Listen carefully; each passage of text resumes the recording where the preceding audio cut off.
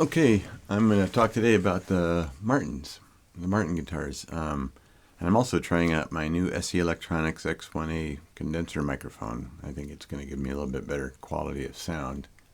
And recording it using Reaper, which is, I'm currently evaluating. I think it's like $60 if you like it, but it's kind of a freeware. So let's talk about the Martin HD28, my baby. Purchased this probably 2014, one of the teens. I don't know, maybe earlier than that. I don't even remember. But anyway, it's special to me because Jessica helped me pick it out. We went to Elderly Instruments in Lansing and bought this guitar. And anyway, I just love the sound of it.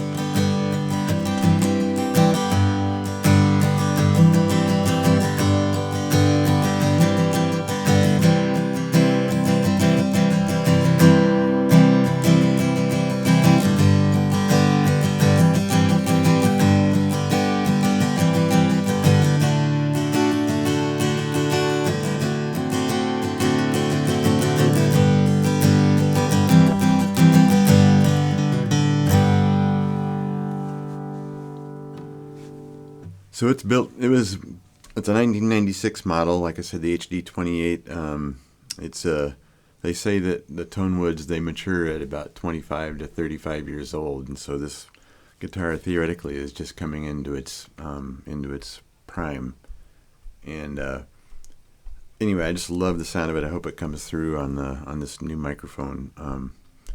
But when I was thinking about trading it in, and I could not bring myself to do it. It's got, not only does it have sentimental value to me, but it's just like it's got that beautiful, rich sound that I love.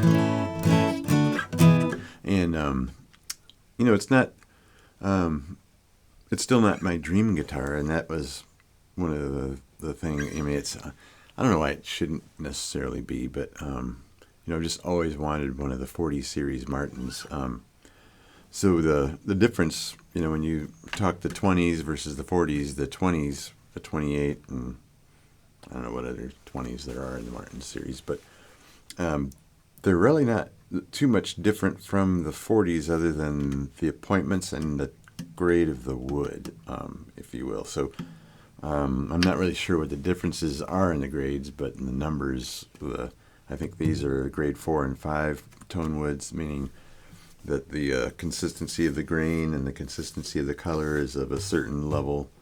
The same with, so this is Sitka spruce and this is the East Indian rosewood. So I think the consistency of the colors is a little bit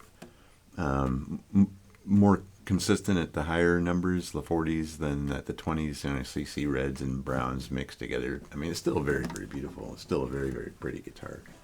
I guess maybe that's just their justification for charging a little bit more, but I mean, I do notice a difference in the sounds, really, of the ones that I've played, and there's just something really smooth about the 40s. So another difference is, you notice the white around the side is called the binding, and that's what protects the wood from when you're bumping it up against things. So instead of dinging the wood, you're going up against basically a plastic, which really helps protect the wood and keeps the guitar in good shape throughout the years. And so as you move up in the numbers and the quality level, if you will, of the Martin guitars, you get more of that protection and more of that detail. It's a lot of labor to put that in there. It requires cutting the wood out and doing a lot of sanding and finishing so it's perfectly smooth, etc. So there's really a lot of labor of gluing that plastic all the way around there, and that's exactly what that is. They routed it out, and this inlay here is also routed and glued in.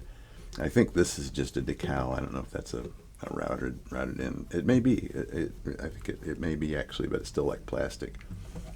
And then the little dots markers, they're very plain and simple, and they only go to the 5th fret. And they start at the 5th and go to the I don't know, 6th, 18th. I don't know what that is. 12, 15, 17th.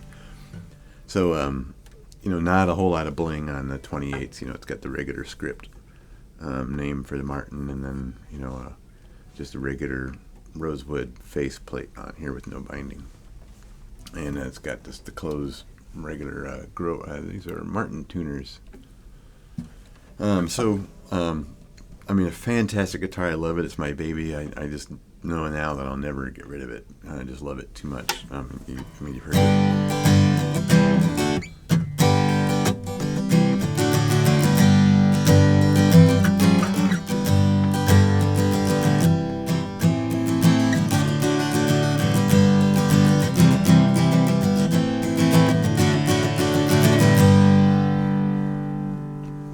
And I just recently put Elixir strings on there, and I just really love the way the guitars kind of come to life. But it's always been just one of my favorite guitars. And this thing, by the way, is a pickup. This has a little microphone, and then underneath the saddle, there's another piezo pickup, so I can actually amplify this guitar by plugging it into the jack in the back end. That's a little bit unique. I did that. I didn't buy it that way. I've added that, so it lets me amplify it. So I was lucky enough to be able to get my dream guitar. I talked about the 40s, and here's an example of one. This is the J40, and the difference between it and the Dreadnought, the J stands for jumbo, because it's got a big giant butt back here. The rear bout is just ginormous, but it's still very comfortable. It has a narrow waist. If you were to look at the 28 versus the 40, I think you can see that difference. So this is a Dreadnought, a D for Dreadnought and J for jumbo. And the D28 means it has fewer appointments, and so you can see the appointments on the 40. You have the binding around the fretboard, and you have the fancier inlays here, abalone, and you have an abalone inlay block, Martin. This is one of the reasons I just love this look here with the binding and the block, and it's got abalone in the things, and it says the strings that came with it are the titanium core, and I mean, I don't know if they're going to be my favorite strings, but like I said, this is a 2021 model, so it is not, the woods are not matured on it, but it's still got a really good sound.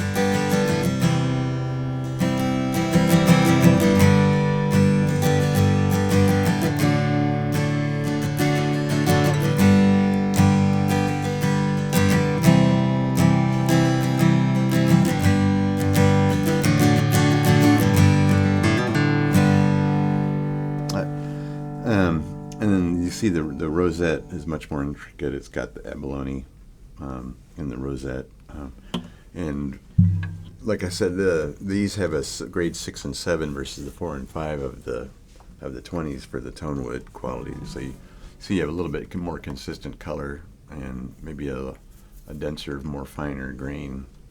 So a lot of it has to do with the aesthetics of the guitar, and like I said, a lot of this binding around here is actually 2 or 3 separate strips that they've added and they've glued by hand, and you can't see it in the pictures, but I mean, it's just this is a separate set of plastics, and they're just lined up perfectly. It's just an absolutely stunning, beautiful guitar, and so when you're sitting there looking at it and playing it all day, it's just the whole package is just a beautiful and wonderful thing. Not just the sound, but to look at it is just also just it's wonderful.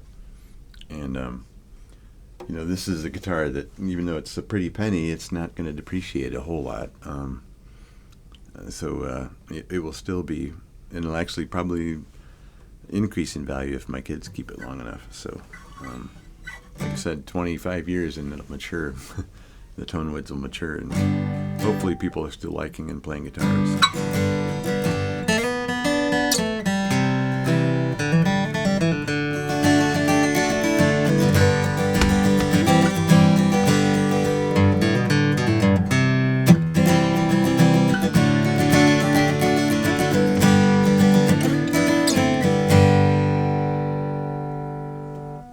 So that's the J40, just incredible sustain, and like I said, when you strum it, that rear bout just adds that bass right to your body. So I mean, the experience for the player is just phenomenal. You're not only getting the audio, but you're getting you can feel it. The tactile is just incredible, and then having something that's beautiful to look at. Anyway, yeah, that's my soapbox on the Martins, but I just absolutely love the Martin guitars, and I'm very, very fortunate to get my dream guitar. I hope everybody gets theirs one day. Martin, thank you.